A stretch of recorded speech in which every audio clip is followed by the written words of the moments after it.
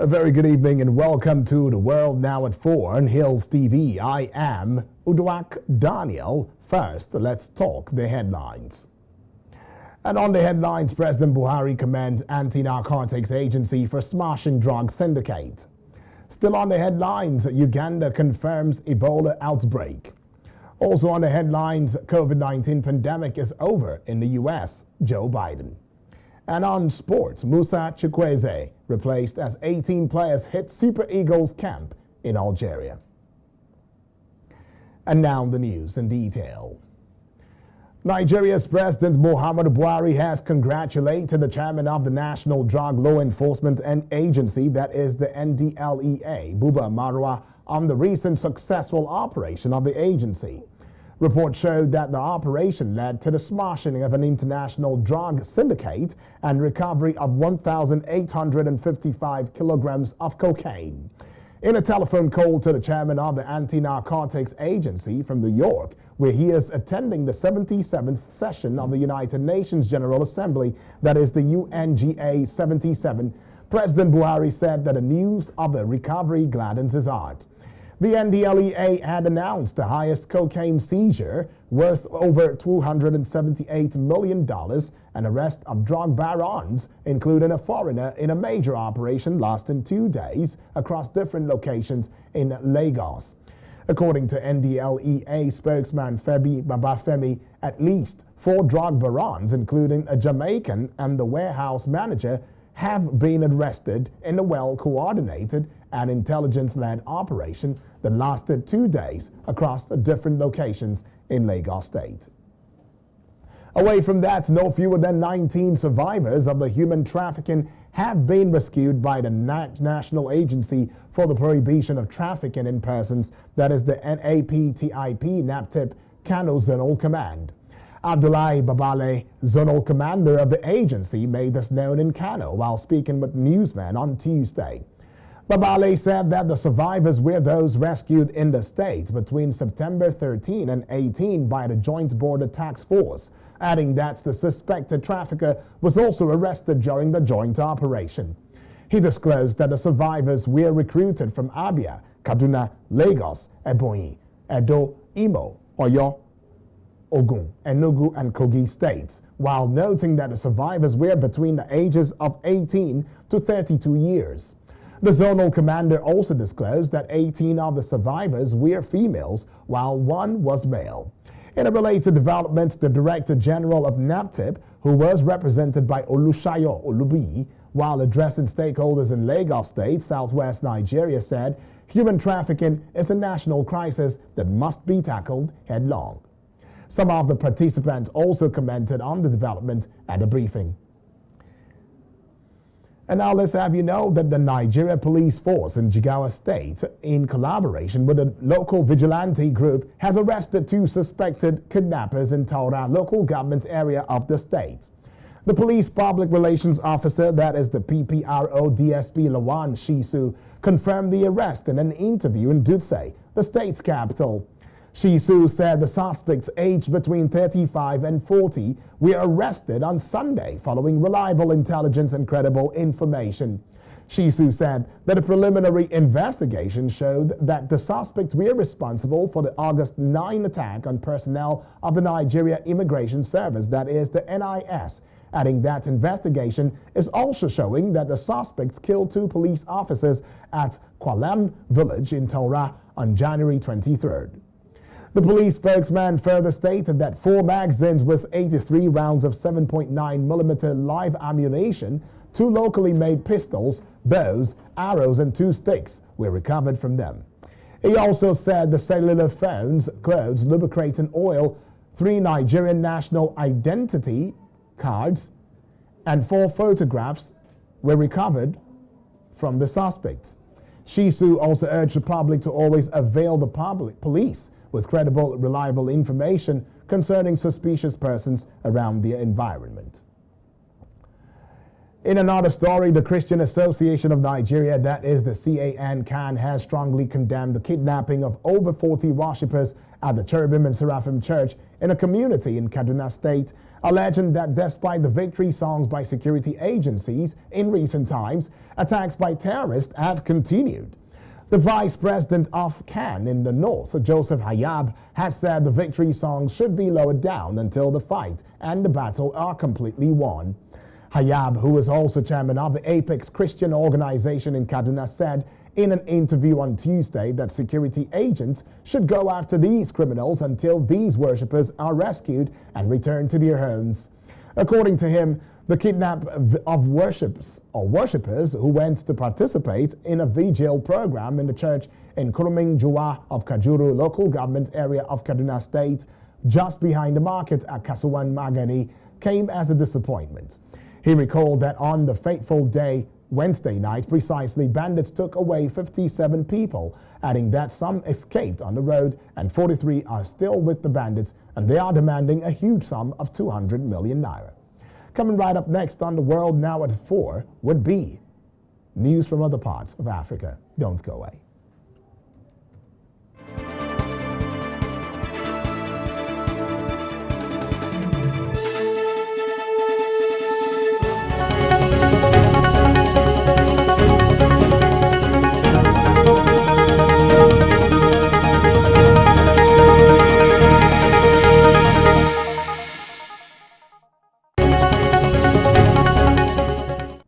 Welcome back and thank you for staying with us. This is The World Now at 4 on Hills TV.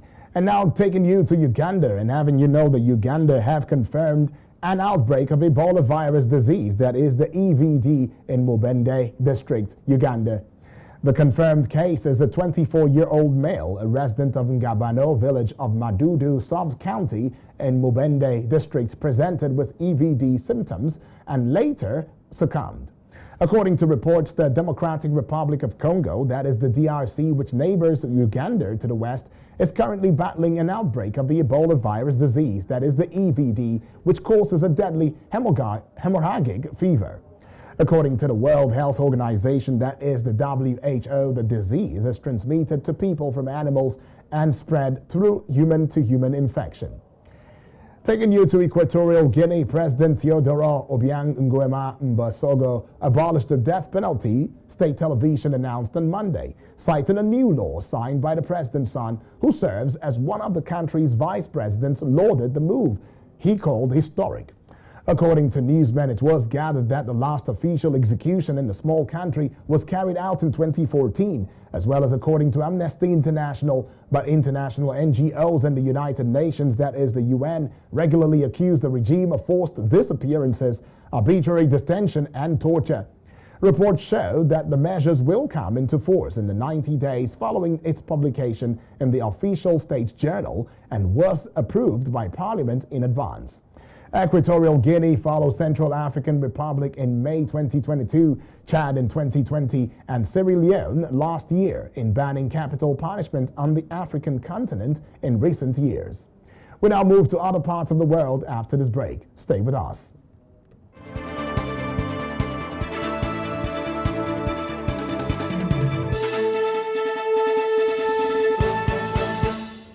And to other parts of the world, welcome back and thank you for staying with us. The World Now at 4, it is on Africa Today. Talking about the President of the United States of America, that is Joe Biden. He has declared the pandemic over in the U.S., even as the number of Americans who have died from COVID continues to rise.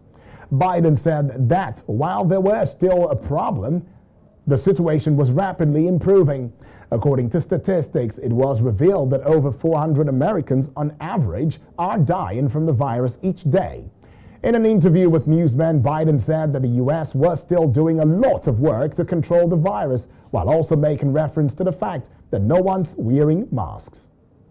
The pandemic is over. We still have a problem with COVID. We're still doing a lot of work on it. But the pandemic is over. If you notice, no one's wearing masks. Everybody seems to be in pretty good shape. And so I think it's changing, and I think this is a perfect example of it. However, administration officials told U.S. media on Monday that the comments did not signal a change in policy and there were no plans to lift the ongoing COVID-19 public health emergency. In August, U.S. officials extended the public health emergency, which has been in place since January 2020 through to October 13. To date, more than 1 million Americans have died with COVID. Bringing you more stories, U.S. forecasters say Hurricane Fiona is continuing to strengthen and threatening lives in parts of the Caribbean. The National Hurricane Center, that is the NHC, said the Category 2 storm, currently packing speeds of 110 mph, that is 175 kilometers per hour, could even worsen to a Category 4, the second highest designation. According to reports, rain is lush in Puerto Rico, where at least 2 people have died and 90% of the island remains without power. However, the president of the Dominican Republic, Luis Abinader, says damage there is considerable. Luis Abinader has declared 3 eastern provinces to be disaster zones amid warnings from the NHC of heavy rainfall and life-threatening flash flooding in eastern areas. It was gathered that several villages were cut off in the country as flood waters rose, while hundreds of people were forced to leave their homes and thousands were left without power. Fiona made landfall there on Sunday, causing not only deluge, but also widespread landslides and mudslides. Bringing you more story, Russia and China have agreed to deepen strategic partnerships aiming at expanding defense cooperation and strengthening coordination between Moscow and Beijing on major geopolitical issues. According to the Security Council, it said in a statement that the sides agreed on further military cooperation with a focus on joint exercises and patrols, as well as on strengthening contacts between the general staffs. The statement comes as Russian Security Council Secretary Nikolai Patrushev, a close Putin ally, met China's top diplomat Yang Jiechi in Nanping to discuss the implementation of agreements Putin and Xi reached at their meeting. Russia and China have deepened cooperation in recent years, hailing a no-limits partnership, though Russian President Vladimir Putin acknowledged China's concerns over the situation in Ukraine at a summit in Uzbekistan. The deepening of partnership between the rising superpower of China and the natural resources titan of Russia has raised alarm in some Western capitals. In recent years, China has participated in a number of Russian war games, joint military exercises designed to stimulate how the countries would defend themselves against an attack. And now let's get on to business and have you know that according to the Debt Management Office, that is the DMO, domestic debt has pushed Nigeria's total public debt stock from 41.60 trillion naira as of March 2022 to 42.84 trillion naira as of June of the same year, showing an increase of 1.24 trillion naira, beg your pardon, in 3 months. According to Newsman, the total public debt stock, representing the domestic and external debt stocks of the federal government of Nigeria, the 36 state government, and the Federal Capital Territory, that is the FCT, was 42.84 trillion naira as at June 30, 2022. The comparative figures for March 30, 2022 were 41.60 trillion naira. According to reports, the federal government of Nigeria was unable to secure any foreign loans in the second quarter of 2022, which the Debt Management Office, that is the DMO, noted that external debt remained the same at 16.61 trillion naira from quarter 1 to quarter 2, 2022. It also noted that domestic debt rose to 26.23 trillion naira due to new borrowings by the government to part finance the deficit in 2022. The DMO further said that the total public debt to GDP as at June 30, 2022 was 23.606% compared to the ratio of 23.27% as at March 2022, adding that the debt service to revenue ratio remained high. And now let's take a short break. When we come back, it will be time for some sport news right here on The World Now at 4. Stay with us.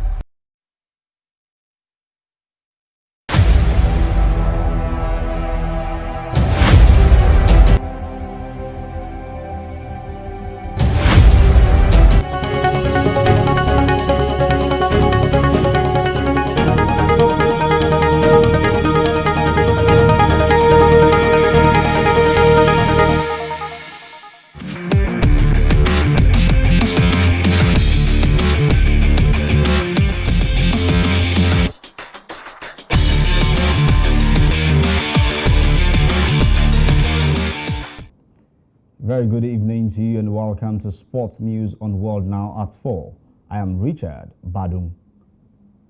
18 players have arrived in Algeria as the Super Eagles camp opened on Monday ahead of the international friendly match against the Desert Foxes of Algeria. Chidozia Wazim was the first bird to arrive before all the 17 players joined him as training commenced today.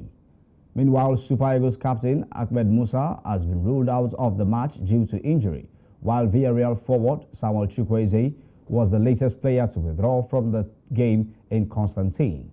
Both players were replaced by Ebube Duru and Godwin Saviour. The 18 players in camp are currently in camp are Maduka Okoye, Trust Ekong, Kenneth Omeru, Chidozia Wazim, Ola Aino, Calvin Bassi, Sanusi Zaidu, Akpoguma, Ozonwafo, Indidi, Onyeka, Alex Iwobi, Onyedika, Moses Simon, Taiwa Woni, Chidera Ejuke, Cyril Dezers, and Terry Murphy. However, Francis Uzoho, Adebayo, Ebube Duru, Godwin Saviour, Kelechi Iheanacho, and Aruna Lukman are yet to arrive in Algeria. The Super Eagles will keep a date with the Desert Foxes at the Milad Adefi Stadium, Oran, on Tuesday, September 27, 2022. And away from that story now, Black Stars of Ghana has held their first training session in France ahead of the pre-World Cup friendly matches against Brazil and Nicaragua. 24 players reported for the first day of training on Monday evening. The players include Mohamed Salisu, Felix Afenagian, Daniel Amate, and goalkeeper Richard Ofori are the only 4 of the 29-man squad yet to report to camp. Meanwhile, Hull City striker Benjamin Tete is expected to miss the 2 games after undergoing a successful surgery on Friday. New boys Inaki Williams, Tariq Lamptey, Stefan Ambrosius, and Ransford Yeboah have all reported to camp. Ghana plays Brazil on Friday before facing Nicaragua 4 days later. Still on sports, Moeen Ali will lead England men's cricket team in the first match in Pakistan for 17 years. All-rounder Moeen, whose family originates from Pakistan, is captain in place of Jos Buttler, who will miss at least the early stages of the 7-match 2020 tour because of a calf injury. It, however, promises to leave an important legacy for a young generation of Pakistanis who have rarely seen their national side play at home since an attack on the Sri Lanka team by gunmen in 2009 and will not have seen England play there before. And that's sport news on World Now at 4. Back to Udwak Daniel for the rest of the news. I'm Richard Badum.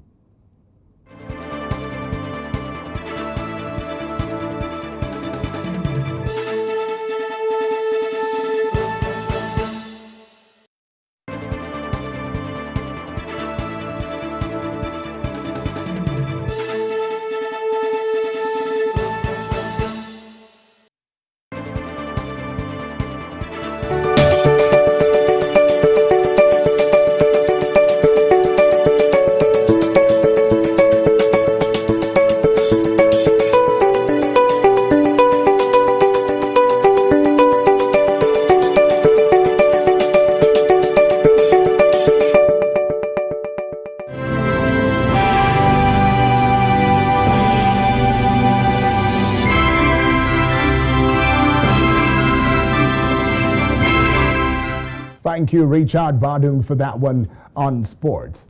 And with that, it is a close for the World Now at 4. But before we go, a quick look at our top stories. We told you President Buhari commends anti-narcotics agency for smashing drug syndicate.